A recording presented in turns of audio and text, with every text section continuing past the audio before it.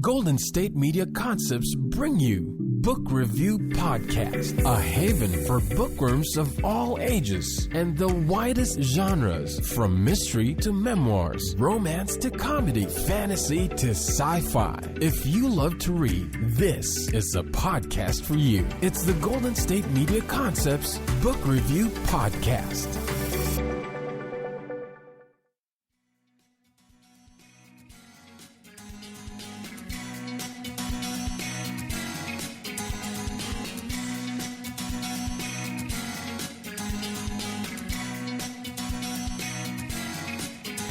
Hello and welcome to the Golden State Media Concepts Book Review Podcast. I am your host, Sarah, and I am so excited for today's episode because we have another author interview, and I am loving doing these author interviews. It's so fun, A, to read books that I might not otherwise have gotten to read, and B, to talk with really interesting people who love books and who love to write and who love to read, and this interview is no exception. So before we get to the interview, we'll be talking a little bit about the book, and that book is The Wild Woman's Guide to Traveling the World by Kristin Rockaway. The blurb on the back says, "Objectively, Sophie is a success. She's got a coveted job at a top consulting firm, a Manhattan apartment, and a passport full of stamps. It isn't quite what she dreamed of when she was a teenager, dog-earing pages in exotic travel guides, but it's secure.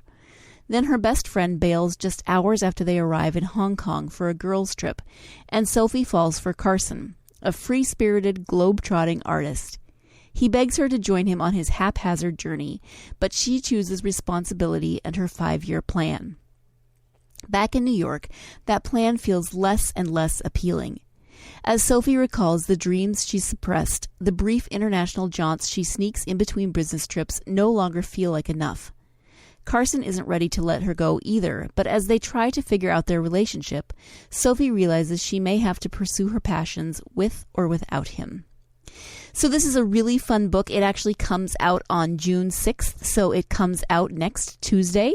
It is a lot of fun. It is a bit of a travelogue as she goes to Hong Kong and Macau, and you get to catch glimpses of culture and life in those places. You get to see New York through Sophie's eyes and through Kristin's eyes because she grew up in Brooklyn. So you get to see New York through her eyes, through Sophie's eyes. Kristin actually says in the interview that she sees Hong Kong and New York as characters in this book. So that's something to look at. It is a romance. There is obviously the romance between Sophie and Carson. So it is a romance, and it does explore some of those tropes that are common to the romance genre. But it's also, we talk a little bit about the terms beach read and chick lit and how those can have some derogatory connotations in the book world. But this really is a book about a woman's journey to discovering what she truly wants in life. You know, it's to her journey to finding the balance between her 5-year plan, between being that practical, goal-oriented woman and chasing her dreams, chasing her passions. So trying to find that balance and figuring out what is it that she really wants in life? What is it that will truly make her happy? Is it that 5-year plan? Is it that stability of the successful job and the very nice paycheck? Or is there something missing? Is there something that she needs to explore further? So throughout the book, she explores further. There's a little bit of exploration also on Carson's part as he figures out what he wants. It is told from Sophie's perspective, so it's written in first person. So we get more of Sophie's ponderings and her discernment throughout this process. But I really enjoyed the book. It's a great summer read. It's a great book to throw into your bag and take on vacation with you. If you're going somewhere, take it and just escape a little bit. Even if you're not going on vacation, use this book as a mini vacation if you can't get away right at this point in the summer. So I loved the book, and I'm excited for you to hear my interview with author Kristin Rockaway. So without further ado, let's go to that interview. Hi, Kristin. Thank you so much for joining me and agreeing to be on the podcast. How are you today? I'm doing great. Thank you for having me. I'm really excited to chat. I'm excited to chat with you as well. To get started, I would love for my listeners to just get to know you a little bit, whatever you're comfortable sharing about yourself. Yeah, sure. So just a little overview. I'm a native New Yorker. I was born and raised in Brooklyn. Lived in the borough my entire life. So about 8 years ago, I got married like about 11 years ago in New York, and my husband and I just kind of wanted a new adventure. So we packed up our car and drove cross country and decided to start over in sunny San Diego, which is way different from Brooklyn. But I'm loving it. No snow, so that's a plus. And I currently spend my days just writing. I do freelance work as well as my fiction. And I'm raising my 4-year-old son by the beach and loving it. What do you miss most about New York? Oh, the food. Hands down the food. Yeah. Like, you can't get the same sort of like diversity in ethnic food. Like I'm Italian, and you can't really find good Italian food out here. And also just sort of the ability to just kind of get something in a moment's notice. Like I just want to order in, and places close down real early.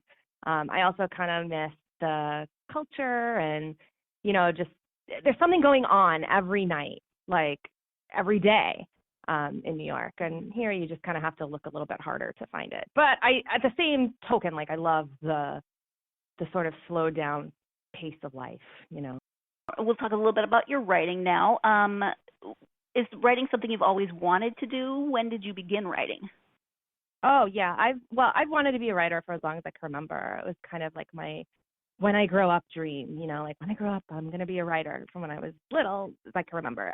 But, life kind of got in the way. I decided that it wasn't really a safe choice for me. And so I pursued more practical options. I majored in computer science and I became a programmer, and which, I didn't hate it. I liked it. It was fine. But, it didn't really fill that need in my soul that writing filled. But I always kept kind of writing for myself on the side. I'd write like in my journal, I'd write little blog posts, little stories just for me, And then 4 years ago, I had my son, and that kind of changed everything.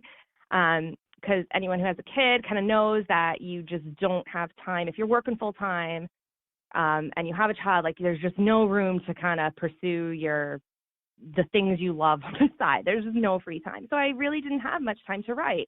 And after a while, that kind of weighed on me.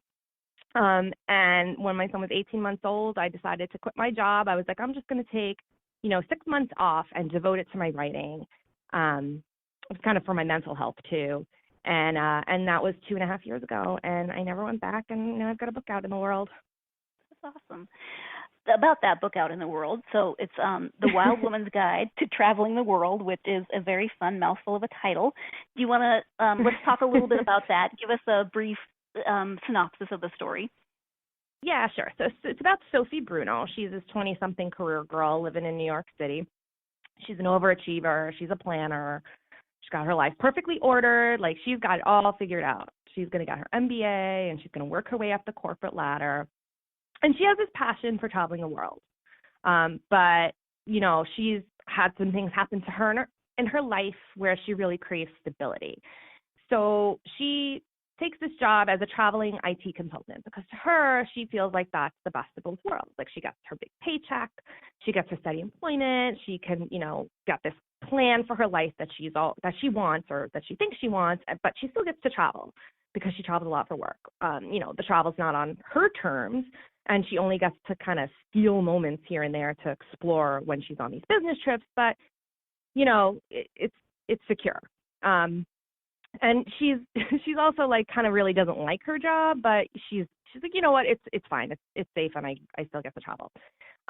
So she finally, after working for a couple of years at this job, she finally decides to take some time off that's not work related. She just takes this girls trip to Hong Kong with her best friend, and then on the second day there, her best friend just abandons her. She's like, I miss my boyfriend, I'm gonna go home, and I'm sorry. So Sophie's kind of used to traveling by herself. You know, she's upset that her friend left her, but she's used to traveling by herself. So she says, you know what, I'm just good. This is my vacation. I'm just going to stay and enjoy it. And then she meets Carson, who is this carefree American artist who's bumming around Asia. She's got no schedule, no budget. He's blowing through his trust fund. She thinks to hang out and sketch. You know, he's a sketch artist. And he wanders around these foreign cities, just kind of aimlessly exploring. And that's very unlike Sophie, because Sophie, when she travels, she's always got a guidebook and an itinerary. She knows she's got her schedule planned down to the hour because that's just who she is. But, you know, she kind of falls in love with Carson. You know, he's traveling the world on his own terms. And it's kind of like, you know, this carefree artist. It's not something that she would want, you know, in her real life. But it's, you know, it's kind of sexy on vacation, and she figures, oh, well, she's going to leave him. So she winds up embarking on this very exciting whirlwind romance with him. And she figures, you know, it's okay because she's on vacation, and she has these very strict lines drawn between her vacation and her quote-unquote real life, like whatever happens on vacation stays on vacation kind of thing. But after a few days together, they start really falling for each other. And because she's kind of let her defenses down and she threw her guidebook away, she's allowed herself to have these spontaneous experiences. Like, she's really fallen hard. And partway through the trip, they go on this impromptu trip to Macau. That, you know, they leave Hong Kong. She had been planning to stay in Hong Kong, but he invited her to Macau, so she just goes along. And then while they're there, he asks her to stay with him and to travel the world. He's like, abandon your life in New York. He's like, you know, I know you hate your job, because she's finally kind of admitting that she doesn't like her job, like what she's doing. So he says, you know, just come with me, come travel with me. It'll be everything you want to do. It's going to be amazing. And this is the moment where she just starts to question, like, maybe this plan that she had in her life isn't what she wants. But she's really tied to her plan and her 5-year plan and her need for stability. But at this point, her lines between vacation and real life begin to blur. And so that's a good setup for the story, I think. I don't want to give too much away. No, you don't want it definitely takes a turn from there, yeah. So people have to tune in, or they have to read the book to find out what happens next. As always, I hate to interrupt the interview, but we do have to take our first break of the podcast. When we come back, we'll be talking with Kristin about some of the more autobiographical portions of the book. So stay tuned, and we will be right back. Want to find out what movies to go see? Then check out the GSMC Movie Podcast. It's your ticket to the latest movies, whether it's a new blockbuster event, romantic, comedy, or action flick. This show has got it all covered. They talk some what to go see now, don't bother, what's hot on Netflix, and everything in between. That's gsmcpodcast.com/movie-podcast. When it's all about the movies, it has to be this new show. Don't forget to like them on Facebook and follow them on Twitter. Visit gsmcpodcast.com for more info.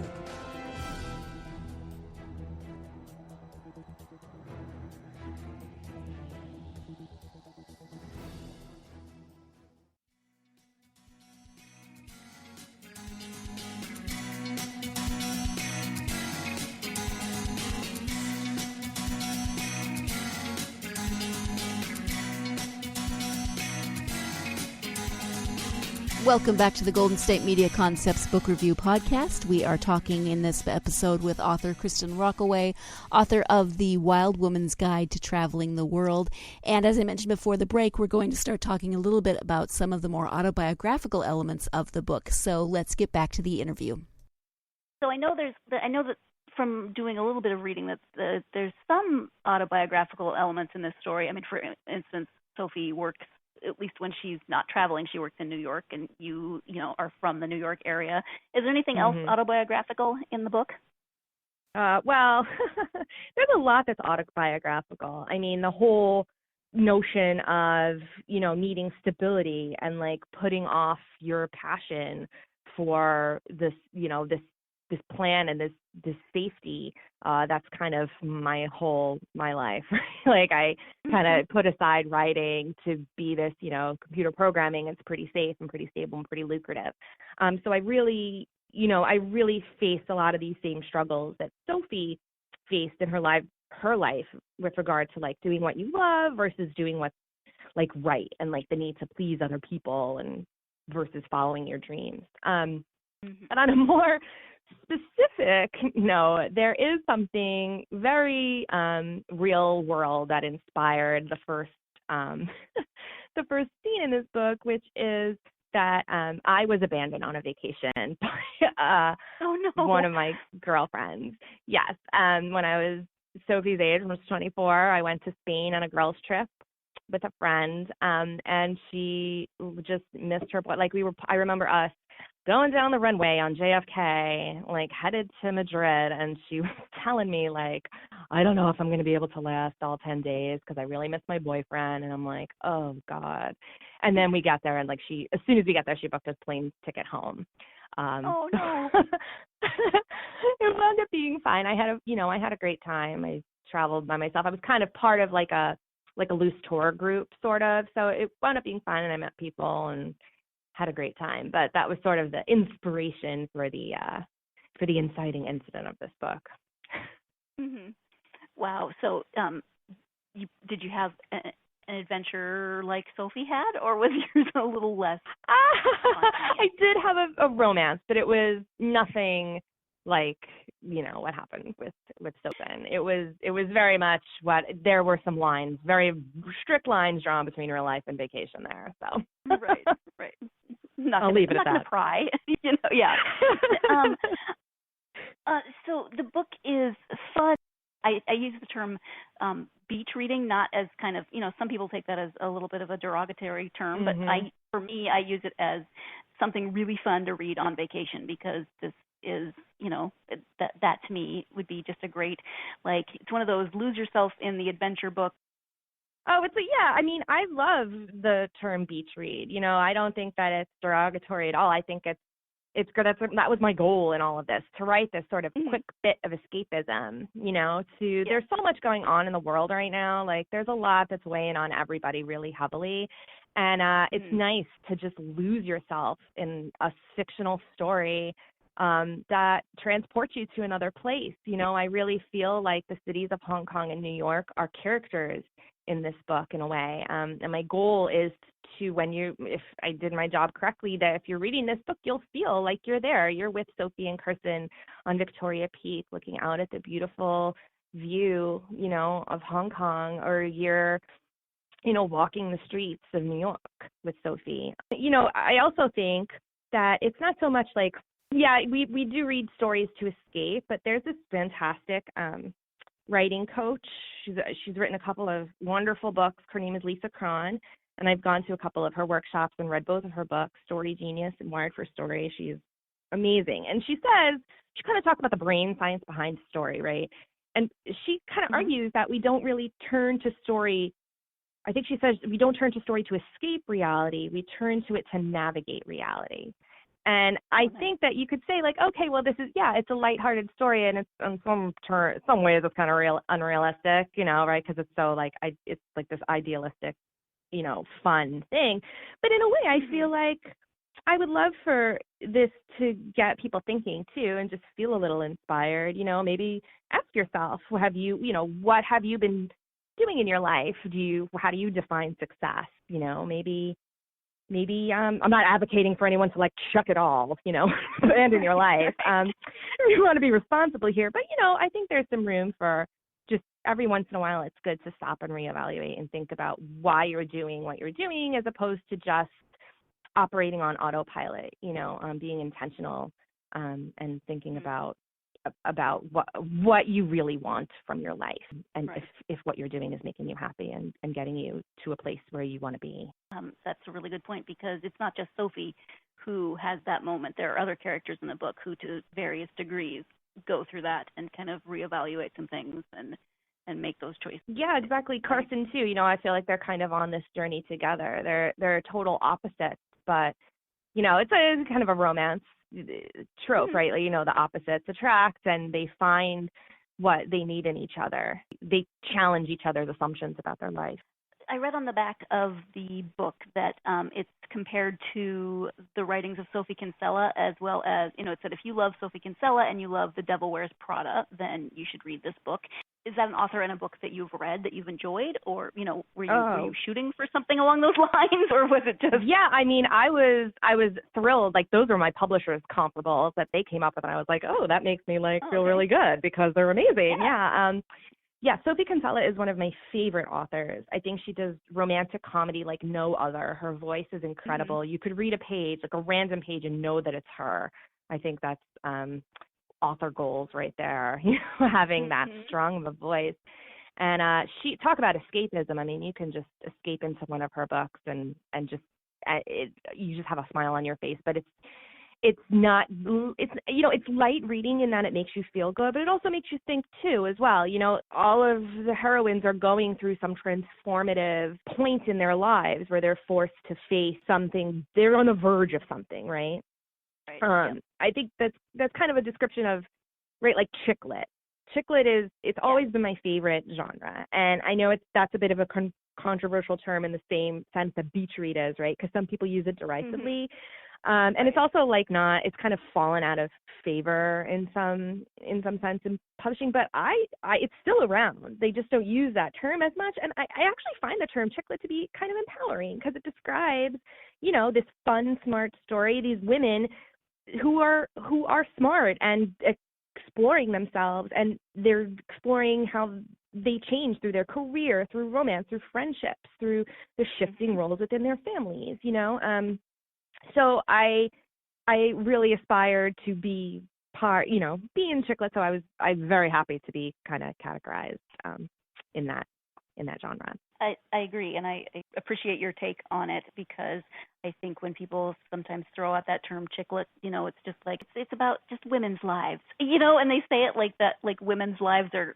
somehow less, and yet it's like it's about shoes and martinis and just but it's okay. Yeah, I like shoes. Look, I like shoes. I have a very nice shoe collection in my closet, but I'm a lot more than that, and every woman. Exactly. But, so maybe they're shopping for shoes, but they're also talking about, their life and their careers and their choices. And exactly. They're climbing the ladder in their, in their shoes. They're climbing the ladder in their fancy shoes. What's next for you? Are you working on anything right now? Yes. I mean, I'm always writing, always working on stuff. Working on a couple of things. I mean, I'm constantly chasing plot bunnies. This is my problem. I'll start working on something and be like, oh, shiny idea over here. But since I worked in IT for so long, I really like to explore that theme of women working in tech, because there aren't very many of us. I mean, I'm not really working in it anymore. I still do a little bit of it, a little bit of consulting work, but not much. But, I'll still always consider myself, a computer programmer, because it's just was so much of my life. And I read this statistic earlier today, actually, that it's 0.4% of teen girls plan to major in computer science, and only 6.7% of women graduate with a STEM degree, which is crazy to me. Like, how, I mean, I know, because I went through it, right? Like, I was one of only a handful of women sitting in a big lecture hall, and I was an IT manager, and I had 10 men working under me. I was the only, woman in my team. But it's still sort of shocking. And when I like to address, because when you read chick lit, for example, I feel like most of the heroines, they're working in marketing or publishing or fashion or other sort of traditional woman jobs. And not that those aren't stressful and important jobs, but there's just this sort of lack of representation of women that are working in tech. I kind of would like to address that, and because whenever I would read these, I would never saw a woman like me working in these kind of male dominated jobs. So I like to address that, but obviously in a lighthearted way. Writing fun, sexy, escapist stories for the STEM crowd. So I do have to jump in one more time so we can take our second break. When we come back, we'll be talking more with Kristin Rockaway about her book, Wild Woman's Guide to Traveling the World. And we'll talk more about her writing style, her writing schedule, what she has coming up next, etc. So stay tuned, and we will be right back. Tired of searching the vast jungle of podcasts? Now listen close and hear this out. There's a podcast network that covers just about everything that you've been searching. Hey! The Golden State Media Concepts Podcast Network is here. Nothing less than a podcast bliss with endless hours of podcast coverage. From news, sports, music, fashion, cooking, entertainment, fantasy, football, and so much more. So stop lurking around and go straight out to the Golden State Media Concepts Podcast Network. Guaranteed to fill that podcast itch. Whatever it may be. Visit us at www.gsmcpodcast.com. Follow us on Facebook and Twitter, and download us on iTunes, SoundCloud, and Google Play.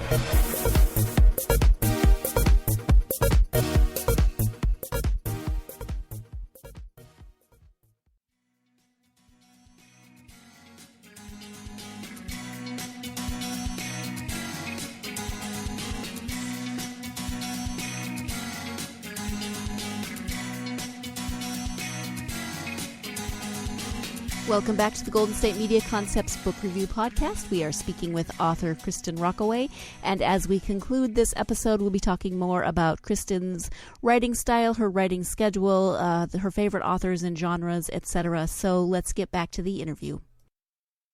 So do you have anything this book's just coming out, so it comes out officially June 6th, right?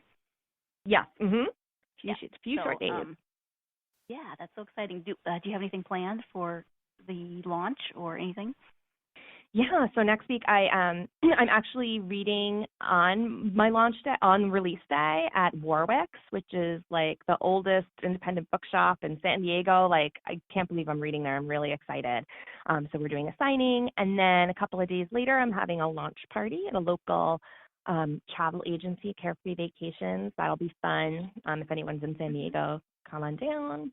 And then I'll be at the Rip Bodice a couple of days after that in LA. I don't know if you've heard of the Rip Bodice. They're the nation's they're the nation's only romance bookstore. So I'm really excited that I'm hosting a trivia night there. So I'm super excited about that. Oh, fun. So I got a couple of local events. Do you think you will ever return to Sophie as a character? Maybe. I feel like Sophie's story, I kind of wrapped up her story right now, and she's not talking to me. Elena, on the other hand, I feel like she's got some unresolved issues. So I'm thinking about it. Because I was wondering what happened to her. I kept thinking maybe we were going to get, because we got a little glimpse of Sophie's grandma and what does at the end of the book, but we didn't get much of Elena, so that would be intriguing. She's still kind of kicking around in my head, talking to me, but I haven't really I haven't explored it yet. Right. Okay. That sounds exciting. So talk to us about your writing. Do you have a schedule? Do you have a favorite place to write? I mean, I know you have a 4-year-old, so that can make things a little more challenging, but yeah.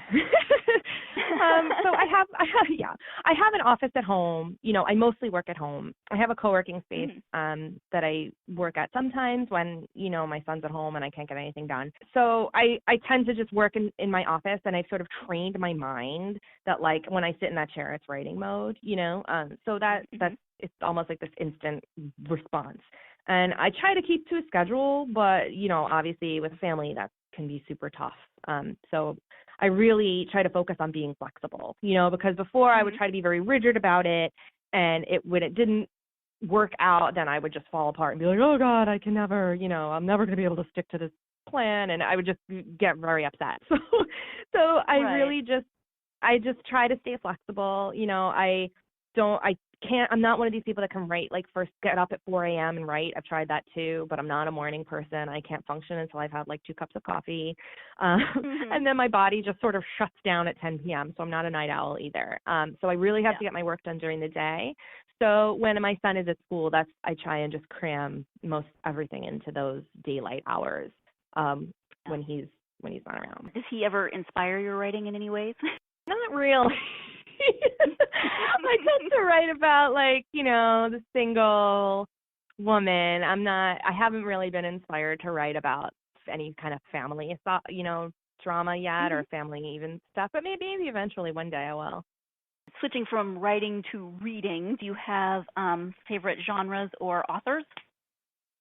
Well, like I said, chick lit's my favorite, and I love Sophie Kinsella. But I also enjoy like the broader genre of women's fiction and romance. I love Emily Giffin. I like how she takes, these common tropes and sort of turns them on their head.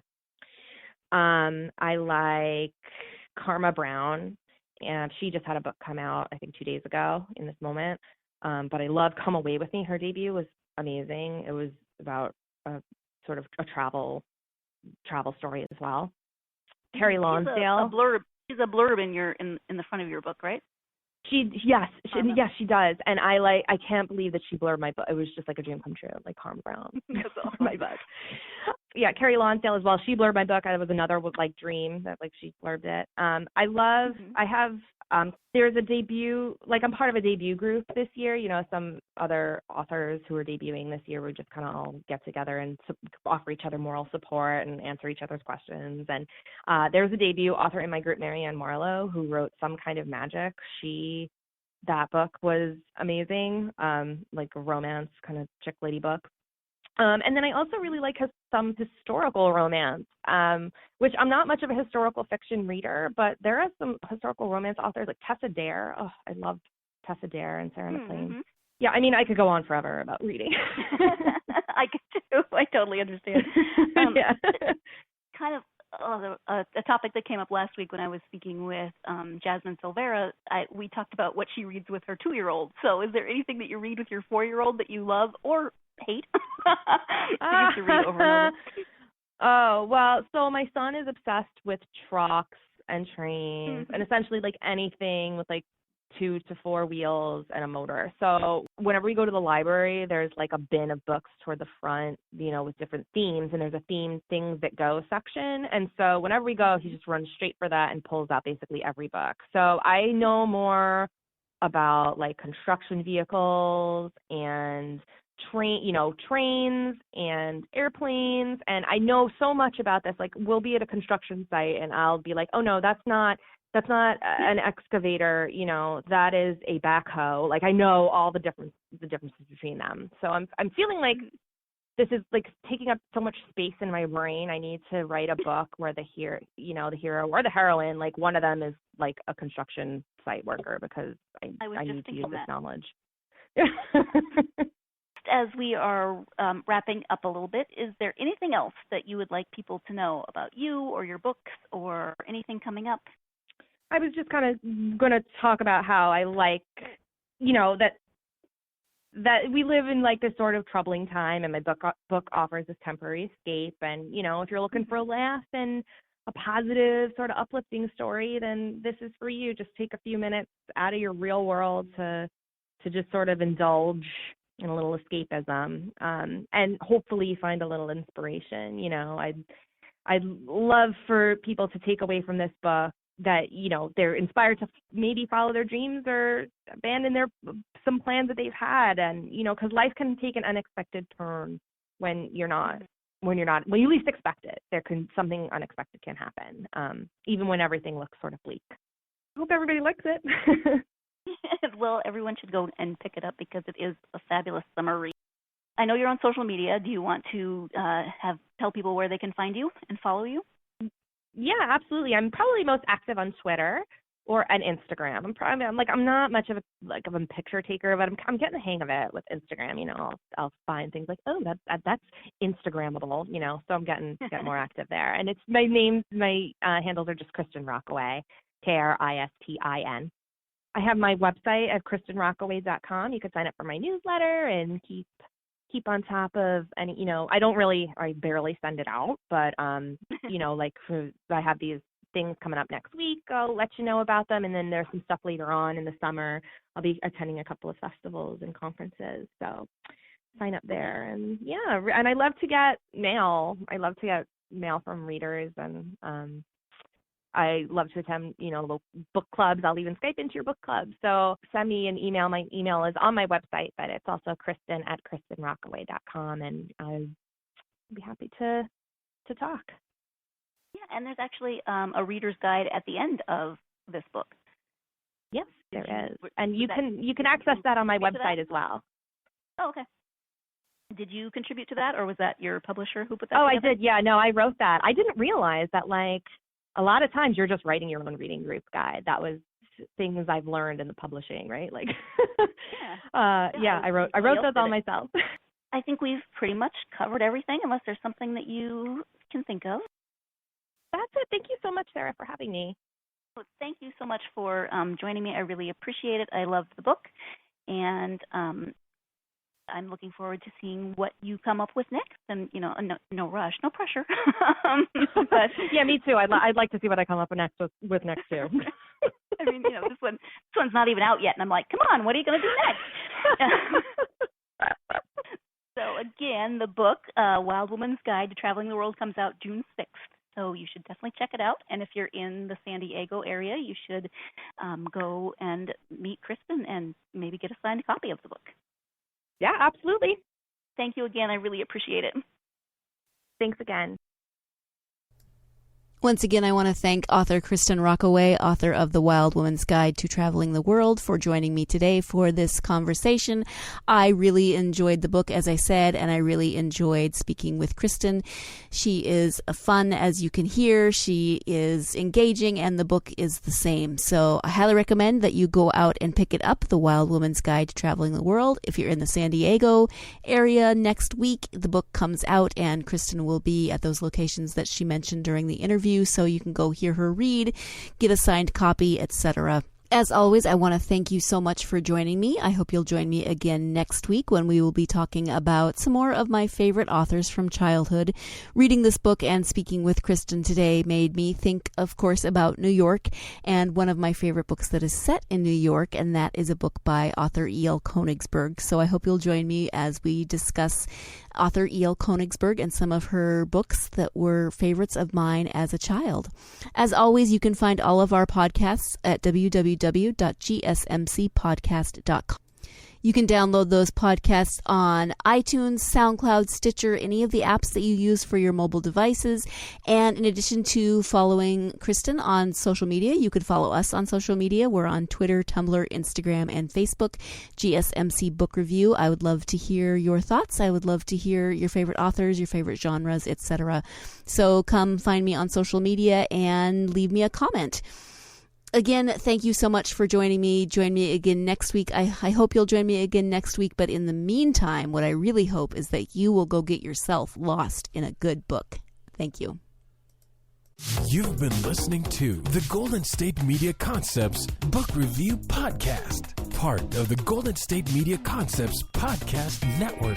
You can find this show and others like it at www.gsmcpodcast.com. Download our podcast on iTunes, Stitcher, SoundCloud, and Google Play. Just type in GSMC to find all the shows from the Golden State Media Concepts Podcast Network, from movies to music, from sports to entertainment, and even weird news. You can also follow us on Twitter and on Facebook. Thank you, and we hope you have enjoyed today's program.